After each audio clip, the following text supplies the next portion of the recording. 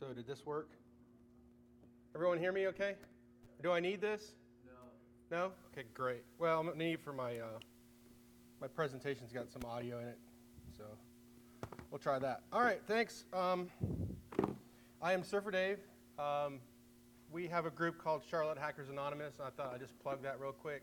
It's kind of our new group. We get together on Saturdays and hack and drink and stuff like that. So anyone who's interested, you're welcome to come. We have actually a little table out there that's horribly staffed and no swag because we don't have any money. So, so anyway, social engineering is something that I do for work, and I'm not going to say that I'm not a social engineer. The idea behind it, though, is a misnomer, in my opinion. This talk came about before CarolinaCon. The CFP was closing, and there wasn't enough speakers. So one night after working with a very prominent social engineer in the technology field, I had a few bourbons because I was a little upset about things and came up with this talk, and then forgot what I came up with and actually had to email them back after they accepted. So this kind of forced me to get out of my comfort zone and do some research that I've been wanting to do. So standard disclaimer, these are my views and opinions, obviously. I do work as a red teamer for a large international bank in the Charlotte area. So obviously those are not their opinions, they're mine. And much like the title of this talk, citations are needed, but I do provide a slide deck at the end, or a slide at the end with some of the books that I use for reference. So just warning you now, so this talk might contain some of the following things. It might have triggers. Like this is a trigger. This is the humu humu nuku nuku apua'a. It's the Hawaiian state triggerfish. There might be kittens, there might be Chuck Norris, the usual stuff that ends up in security talks a lot of times. And of course, at most B-sides, there's alcohol involved at some point of the day. So if you hear anyone mention anything about advanced persistent threats, or anything with a C word, or someone telling you that as hackers, the world is going to end if we don't protect it. No, it's not. The world went on for eons before hackers showed up on the planet. So anyone talking about fear, uncertainty, and doubt, really, take a drink. Or make them take a drink, actually. So a little bit about me. And I thought who to introduce me but me at 14 years old. We're going to see if this audio works because we're kind of, also I'll have to hold it up to the microphone. That's water, guys, so.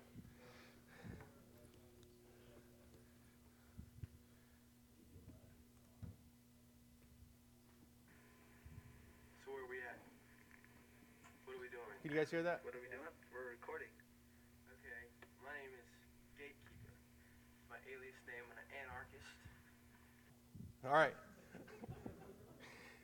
So we were actually building things from the Anarchist Cookbook in the basement and thought it was smart to put it on video.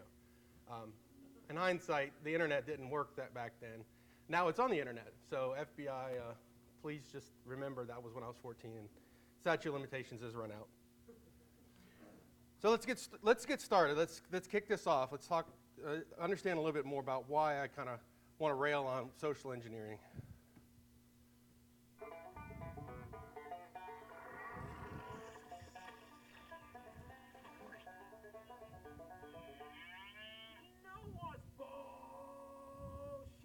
Failure of social engineering. Right-wing social engineering. Social engineer. Games. So what's social engineering? Left-wing social engineering. Social engineer. Flop games. Social engineering. Socially engineered. This is bullshit.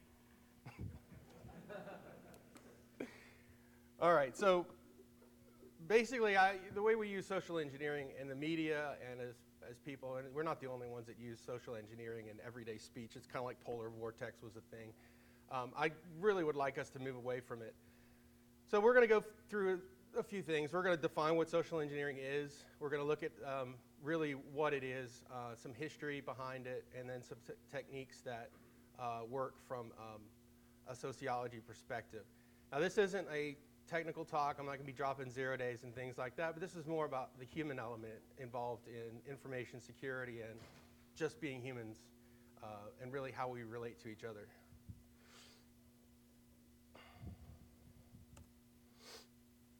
So let's break it down. Let's talk about what the word social and engineer mean. So social is an adjective that describes somebody. It means it's relating to activities, spending time with each other, doing enjoyable things together. So the Lockville guys are out there right now. We get together I'm loosely associated with those guys, but we get together once a month at a bar and pick locks and drink beers and things like that. Same thing we do with Charlotte Hackers Anonymous. Same thing we're doing right here, right now. Something we do together. It's a social gathering. We'd like to be with and talk to people. Now this one's, for us as a group, at least for me and some of my friends, relating to people or society in general doesn't really work. I don't know about you, but as the big guy in school, I was picked on because I was the one playing D&D at the lunch table instead of like hanging out with the jocks and stuff like that. But so sometimes we don't necessarily relate to being social butterflies.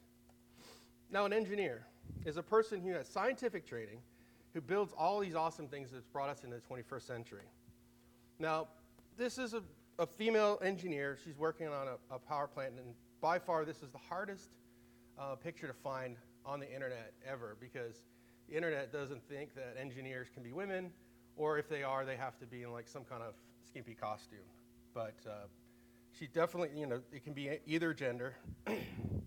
It's also a definition of a person who is in charge of a ship or airplane, or so these guys, or a guy that runs a train, like that guy.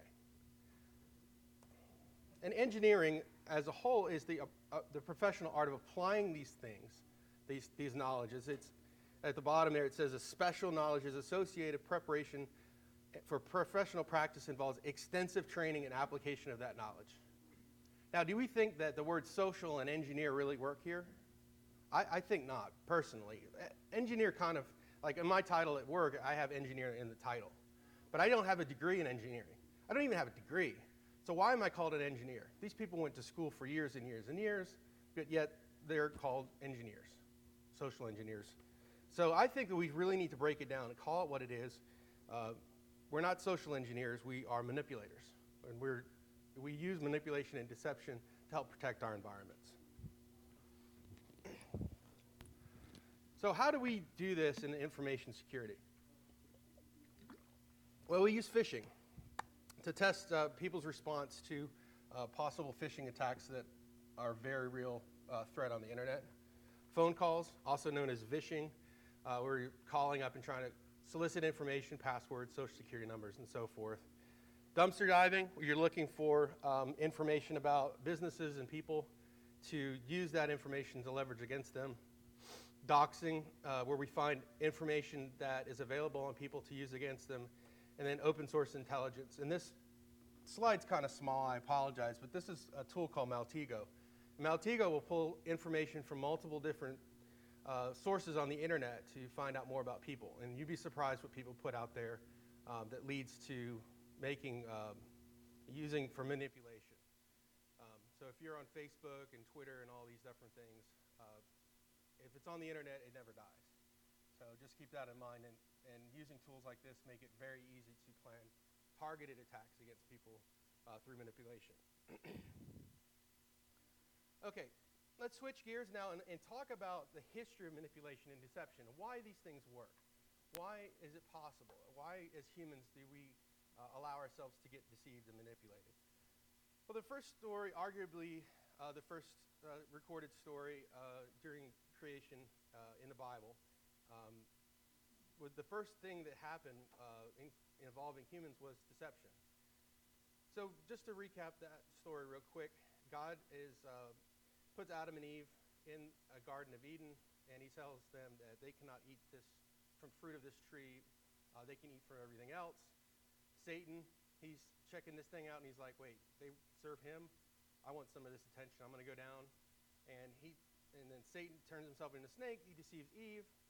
And the interesting thing is that Eve actually went and took it back and used deception on Adam Adam never saw the snake, never talked to him. So that deception was actually passed down. So arguably that's the first written history of deception. In ancient times, false weights was a big problem. Still to this day it happens, but people in marketplaces would think they'd be buying like a unit of grain. It might be actually half a unit because the weights would be falsified. So they actually, in Roman times, enacted tax collectors to go and check the weights that people are using, not to defraud the people. We still do this today. If you go to a gas pump, you'll see a sticker on the gas pump that says that at this certain date, somebody checked to make sure that the measurement of gas from this gas pump is accurate, and it still happens today. In other countries, yes, you will get deceived out of gas, just FYI, and from experience.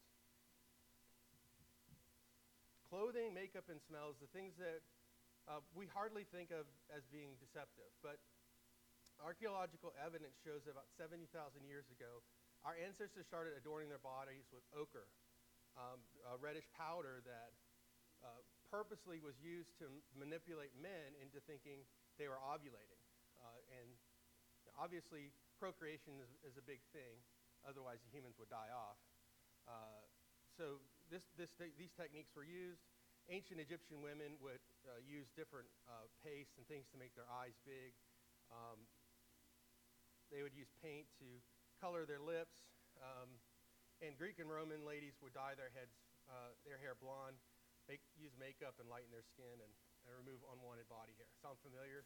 It happened back then. It's still happening now. Nothing wrong with it.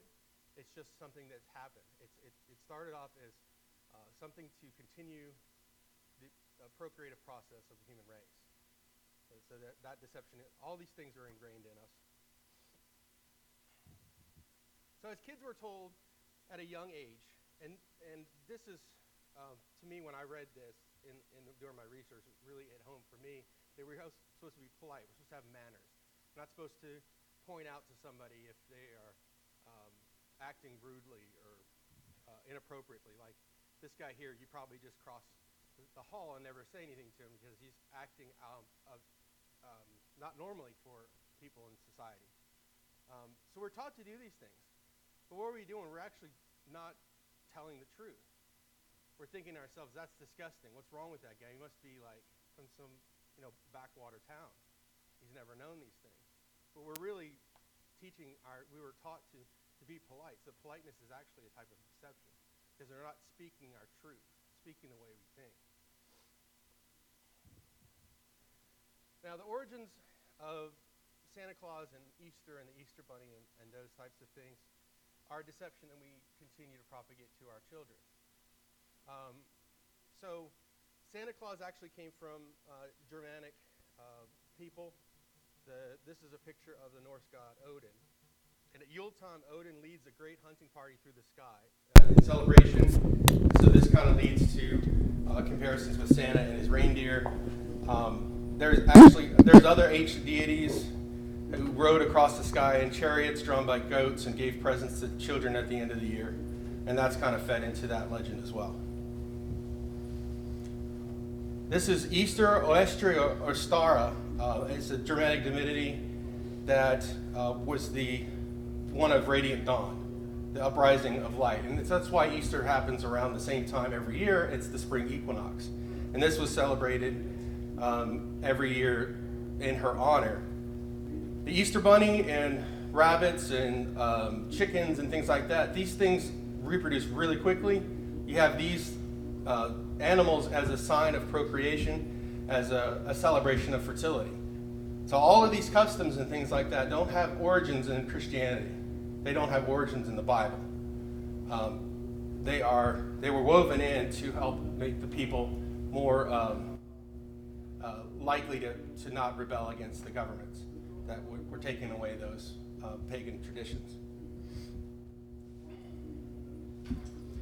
Okay, we're going to look at some of the techniques that really work when it comes to manipulation and deception, and how, because as humans, we follow these techniques in our day-to-day life.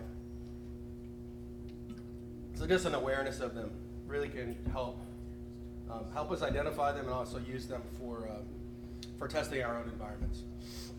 So the rule of reciprocity, or rule of reciprocation, is basically the golden rule. Do unto others as you would have them do unto you. Now the Hare Krishnas found an excellent way to exploit this. The Hare Krishnas would be worshiping in public, and they would walk up to a person, and they just hand that person a flower, and just stand back. And obviously when someone hands you something for free, you don't understand why. And you say, well, I don't want this flower. And the Hare Krishnas, no, that's yours. It's a gift from the Hare Krishna. But if you'd like to make a small donation to our cause, we'd be willing to take it. So the rule of reciprocity and what we're used to doing, you don't receive free. It's usually reciprocating. So if someone gives you something, you give them something in return. So those worked really well for many, many years, from the 70s into the 80s. Nowadays, most of us are cynical about doing things like that. We've heard about these types of things and how they work. So it's not as effective as it was previously. But the next example still, and this is a legit reason why the rule of reciprocation works. So I was in New Orleans for a conference one time.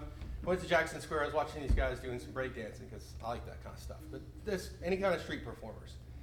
And I noticed the way that they were getting donations for what they were doing. They actually had one guy that had the money, but another guy in the crew right next to him would be the first one who would drop like 5 or 6 $1 bills into the bucket.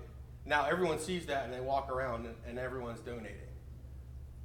So, we saw something cool, and that's perfectly fine because I enjoy their performance, give them a couple bucks. I want them to keep doing it. So that is actually reciprocation that works correctly.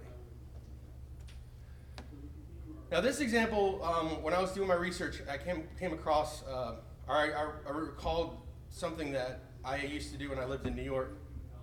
I used to take people when they come to visit all around town in New York. We'd go on the subway, we'd take them all over the place.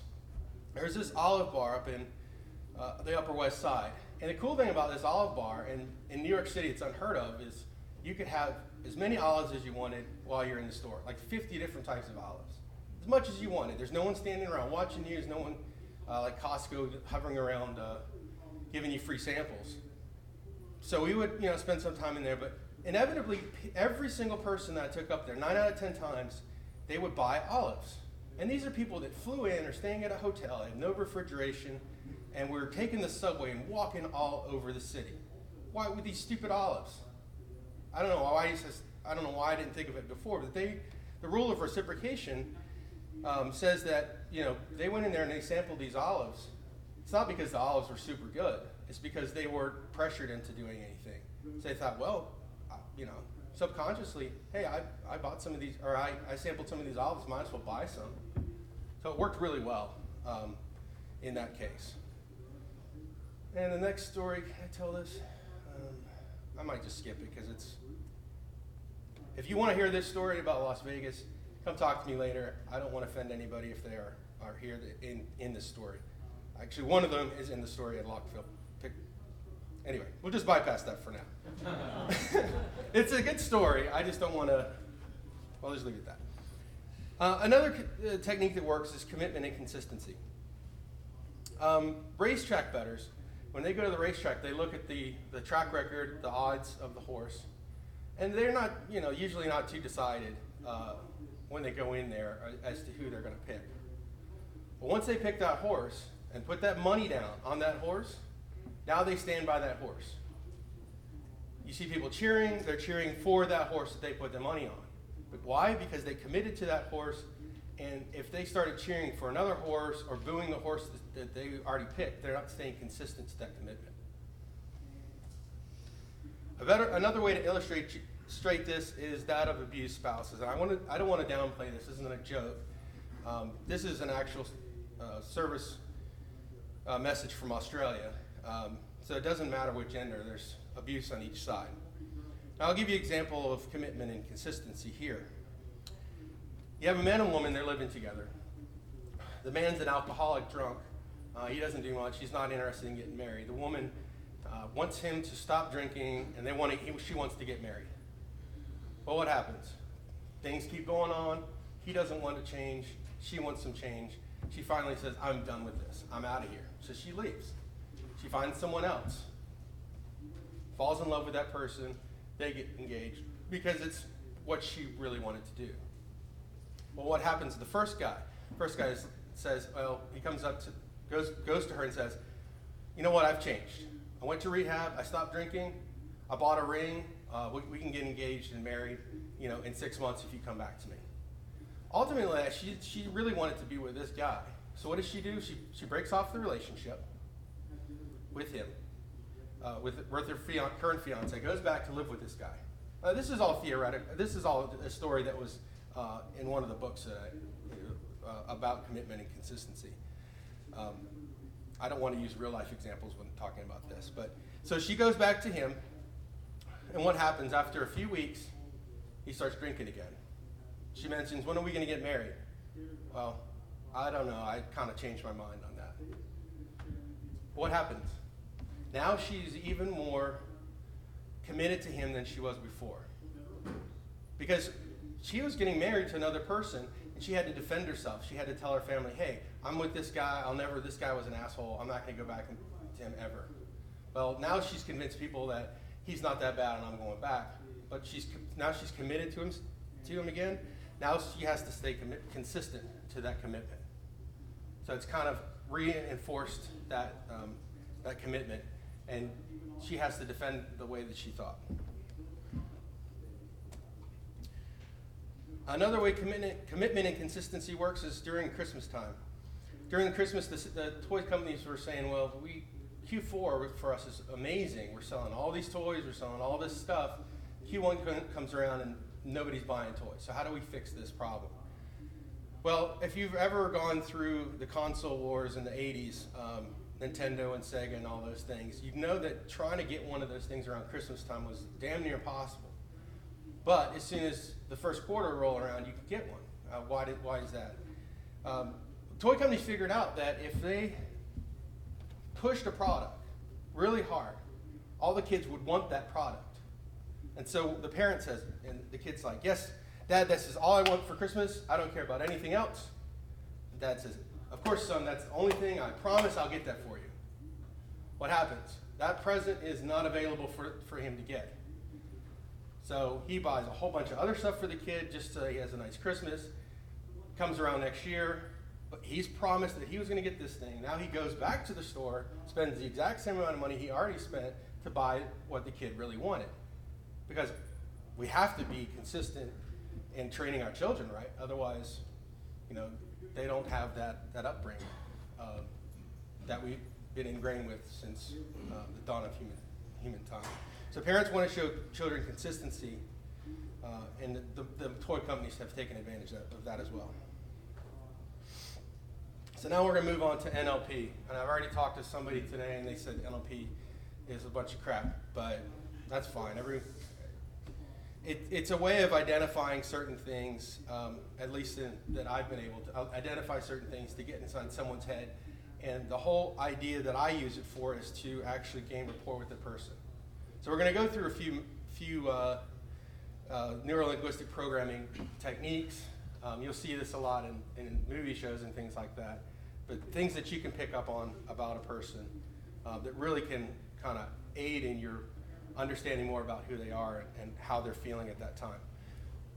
So pacing and matching is the first one. It's similar method acting, and Johnny Depp says here that if you're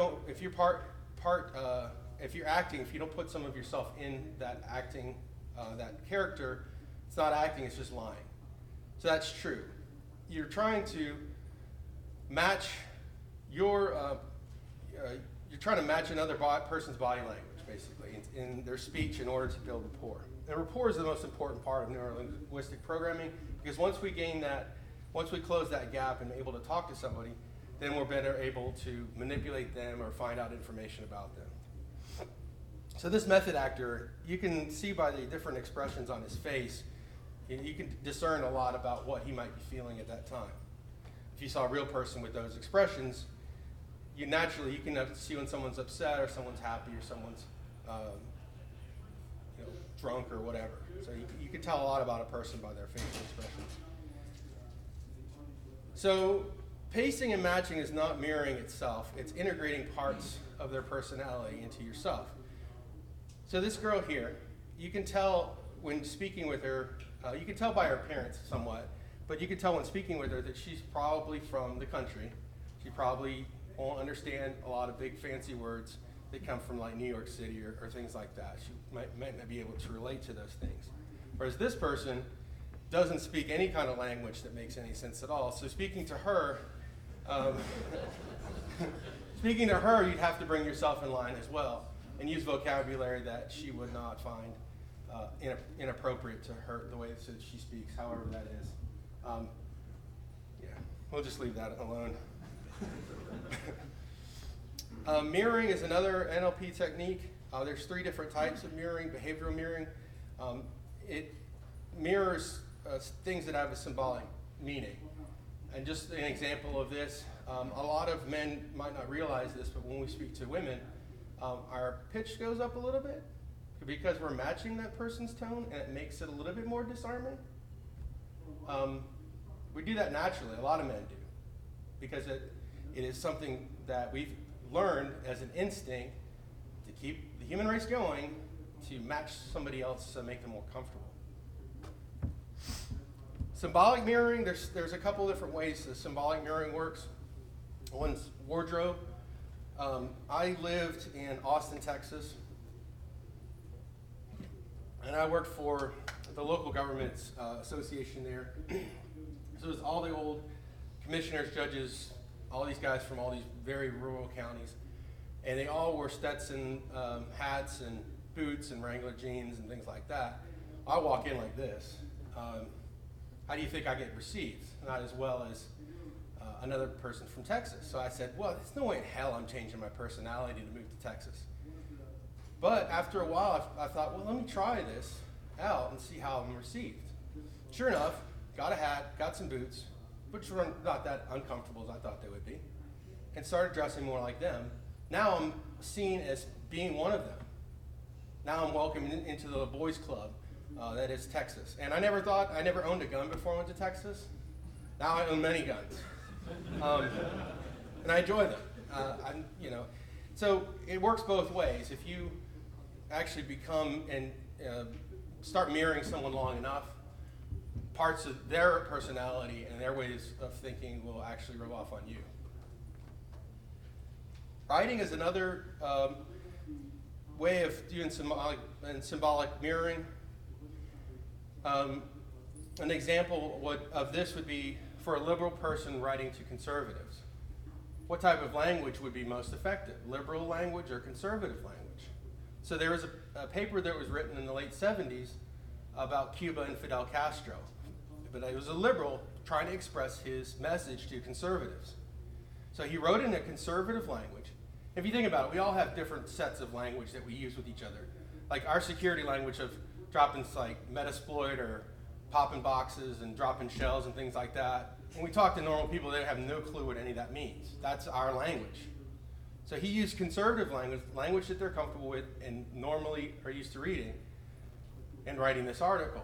Well, what happened? All the liberals went crazy because they're like, what is this liberal writer writing as a conservative? The language there that he used to mirror the conservatives was more powerful than the message itself. Exchange matches, it's not mirroring exactly, it's a trade-off. So say you're trying to understand how a person's feeling or trying to calm them down with their breathing. You can notice how they're breathing and actually match it with your arms moving back and forth and things like that. So you're trading off different things that they're doing. So if they have their hand on their face like this, you might do this, something here. So you're not mirroring them exactly, but you're exchanging one part of the body for another. And what happens is you both fall into a rhythm because of you matching their body language. Now, I'll give you an example of how this works. So if a guy's getting super pissed off or very frustrated, and he's going to explode any second, what do you do? Hey man, just calm down. Just calm down. This is an exchange match. You're using your hands and trying to bring his level down, trying to bring his breath down. So we all done exchange matching. We maybe didn't even realize that we were doing a type of mirroring to help bring someone back down. Building and maintaining rapport is showing interest in another person is not just the only way. It's a positive connection between you and another person or group.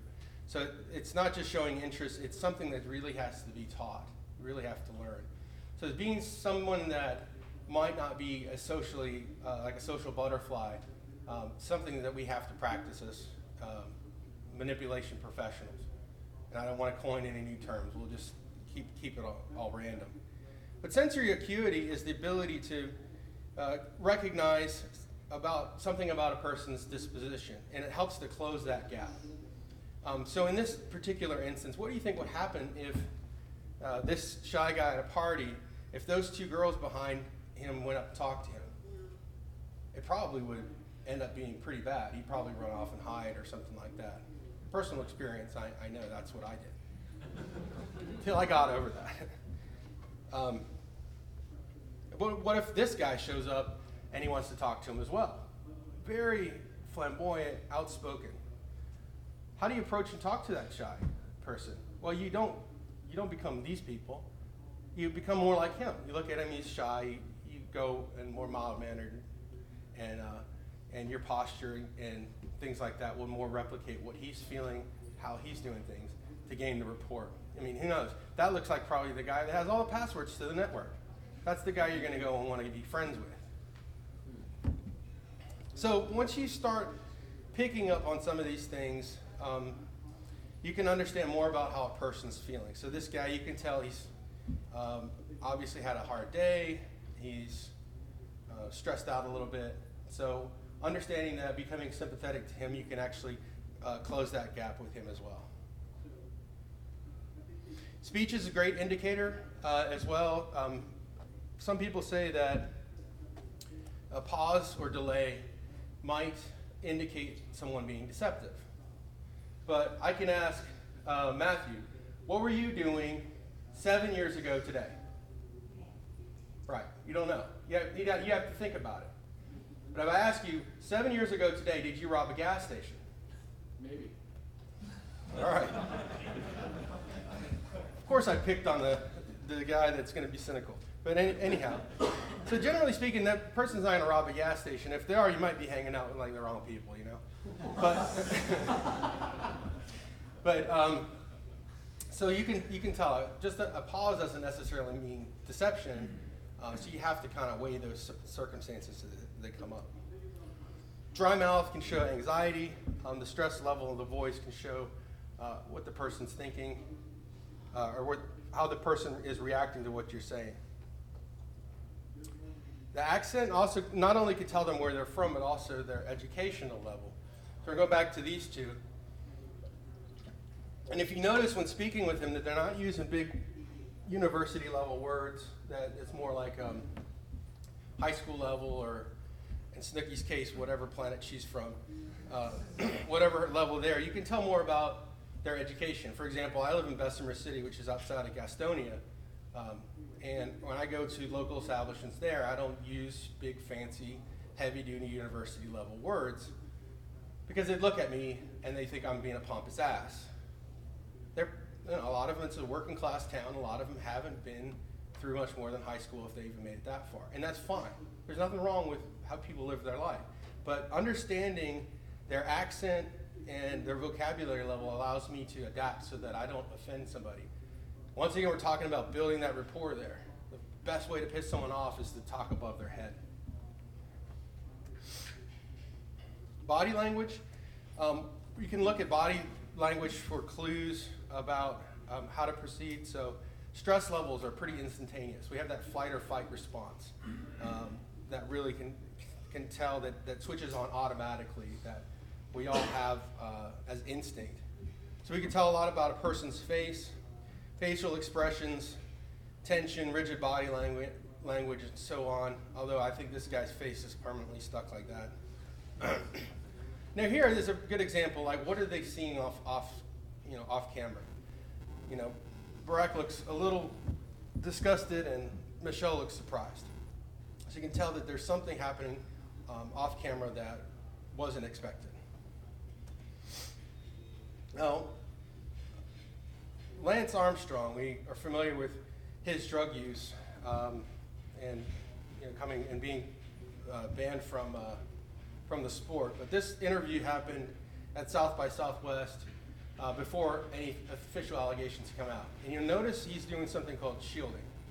So a great indicator if a person's not telling the truth is that they instinctively will cover parts of their face or dart their eyes or look away so as to not directly tell you that lie.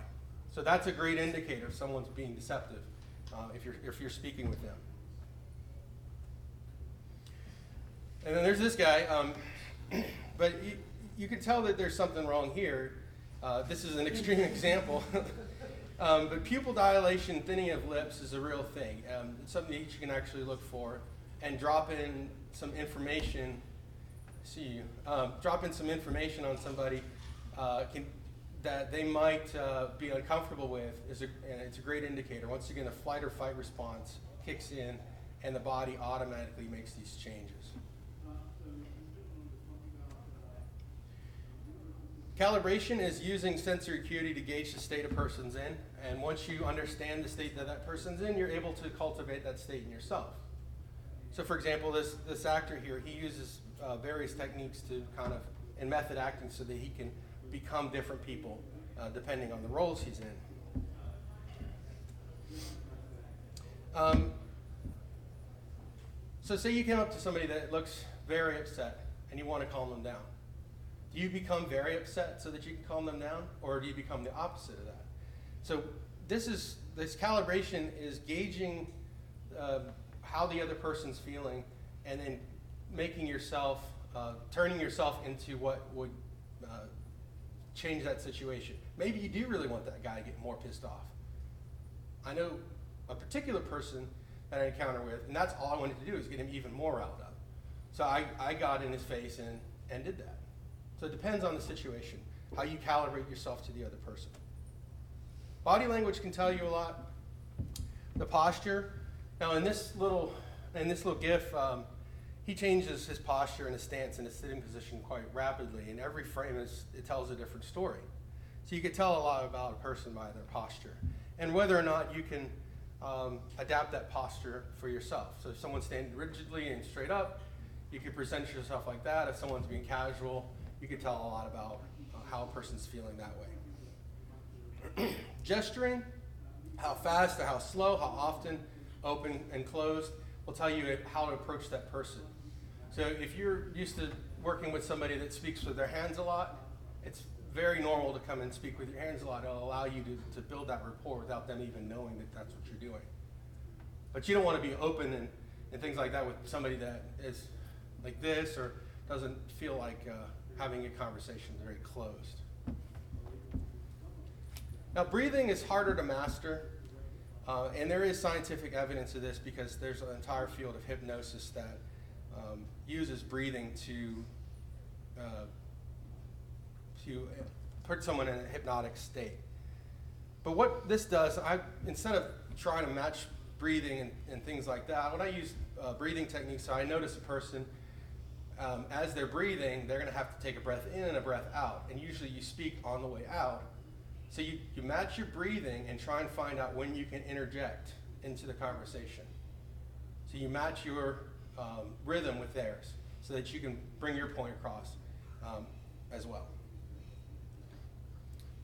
So just a quick wrap up of everything. What we think about social engineering, in my opinion, needs to change. We need to start looking more at the human element. I know as technical folks, we like to be all hacker and all that cool stuff and pop shells and get people to click on stuff. But really, we're trying to secure the human, not necessarily just the technical.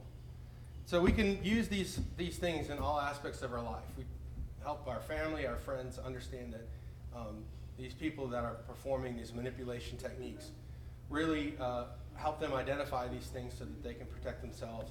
And we can take some of this information back to our companies and help protect our companies as well. Anyone have any questions? Do you use these as a part of your actual day job, and if so, what So the question is, do I use these things in my day job? Yes, I do to an extent.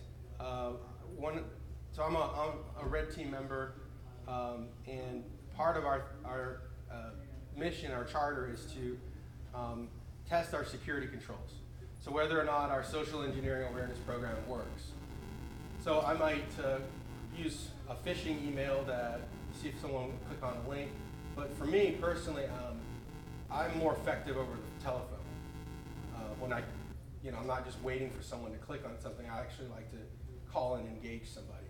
And it's easier over the phone as well than in person because you're more comfortable because you can't see what that person's reaction. You use more of it to detect from their tone, a voice, and how they're responding, how that you can proceed and how you can better get information from them.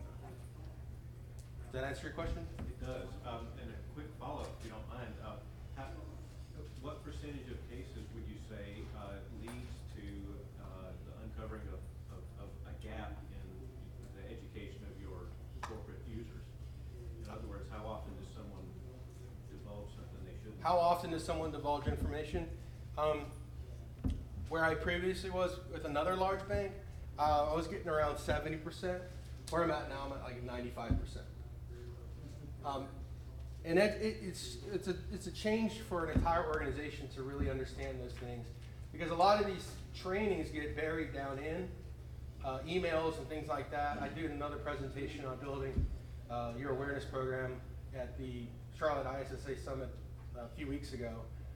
But what happens is you have emails that get sent out for awareness training, but they're part of another huge email newsletter. So they get lost, or it's not mandatory training or something like that, or people are able to next finish and click through it really quickly.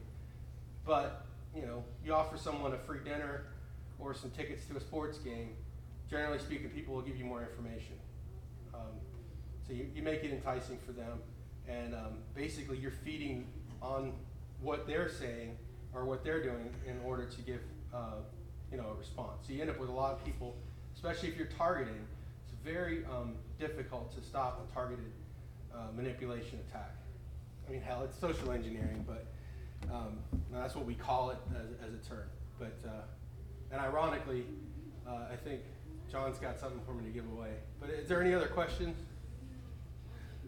Yes. Actually, have there been any problems state by state? Different states regulate the use of the term engineer. Are you aware of any places where it could actually be viewed as unlawful to call yourself a social engineer in a professional setting?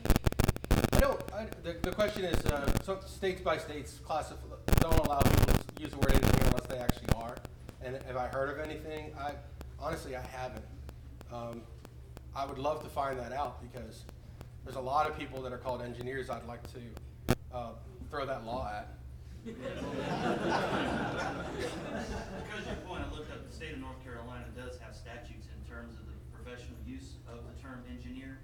But I know of a case in the early 90s where a guy was charged, I believe it was in New York State, for calling himself a torture engineer for doing some unpopular research. And so it's interesting that the rise of the term social engineer, if that might end up becoming a problem, or if it will require actual licensing in order to do the work. I would love for that to happen. I'd love for that to happen, because I've been a Microsoft Systems engineer for like 15, 16 years now. Come on, it's a piece of paper that says I passed the test. It's not an engineer degree. And I know a lot of engineers that went for years and years, as much as doctors and things like that go to school to get that engineer title. For us to throw it around like, it's kind of, I just don't like it. Anyway, it's a big pet peeve of mine. Yes? You mentioned that you've got 95% of people that you're able to impact with manipulation. What do you do for follow-up at your company? So what do I do? So 95% impact rate. What do I do for follow-up? So in doing so, I take a multi-tiered approach. So we start off, so if I'm running a phishing campaign, start off with a level 1 phish. It's very plainly obvious that it's a phish. So if they click on that link, they're going to have to go back for additional training and remediation. If they report that link, then they go to level 2. Level 2 is a little harder. The spelling's better. It's not coming from Nigeria. Up to where everything looks legit except for the link is actually going to the wrong place. So you teach people if it's not something that they're used to seeing. So that multi-tiered approach kind of helps graduate people up and make it more difficult and more secure. Unfortunately, getting buy-in for a major organization to do that type of training is very difficult. I still am unsuccessful where I'm at now, but we're working on it. So, smaller organization, I think it might be a little easier to remediate if you can go talk to the person, but with hundreds of thousands of people in the program, it makes it difficult. Yes? Two approaches. What if the emails were only ASCII characters, so you didn't have links? And what if on the phone you whitelisted information that they were allowed to get? Like a lot of people that answer phone, like I don't know, I'm thinking like low level CSR people, they have like a script. What if they had like a whitelist of information that they can't? Does that help at all? So the question is using only ASCII text in email, and then two, only what you can say over the phone. One, ASCII text, I would never be able to do that because marketing. Every marketing groups, they brand everything and they stick links on everything. There's no way that they would let that happen. And two, I think there are things that you're supposed to give out, but once again, it's one of those things that sits on the side of the computer desk, and if it sounds like you're legit from tech support, no one does any kind of authentication there, because especially if you mess with someone's computer remotely, and then you call as your tech support, like say if I send a phishing email, they click on a link that does something malicious on their computer, and now I follow up with a tech support call, it's going to sound legit because I've actually targeted that person and went after them. So if people would use that, that'd be great. But it's like this disaster preparedness flyers that at some workplaces you put it up so you know exactly the procedure. If this happens, then you do this. Well, if you don't read it and it just sits there forever, it gets forgotten about. So unfortunately, there are scripts. In fact, in the computer, a lot of these will have a screen pop with the customer information, which spoofing, and caller ID is pretty easy to do. Call with customer information, and they have a script on what they're supposed to say. And a lot of times you can get them diverted off of that script. Yes? Would you say that there's a specific age group that's more prone to specific social engineering? And if so, what would be your analysis on that, or what you think the cause of that would be for that specific group? The question is there a specific age group that is more susceptible to social engineering? I don't think I've done any kind of analysis over that. That would be interesting. I would say millennials and Gen Xers through millennials would be more susceptible because we are what they term digital natives. We grew up around this stuff. We're used to seeing it. We're used to putting stuff and tweeting things as they've been developed. I would say that they're more susceptible because I know some of the boomers in our company, I mean, they still mess up emails and things like that. So that would be an interesting analysis. But that's just my opinion off the top of my head. Any more questions? I think we got time for maybe one more. No? Okay, cool. Where's that thing? I got it right here. I can do it or you can do it. I'll do it. That's all right, fine. We'll do it. Okay.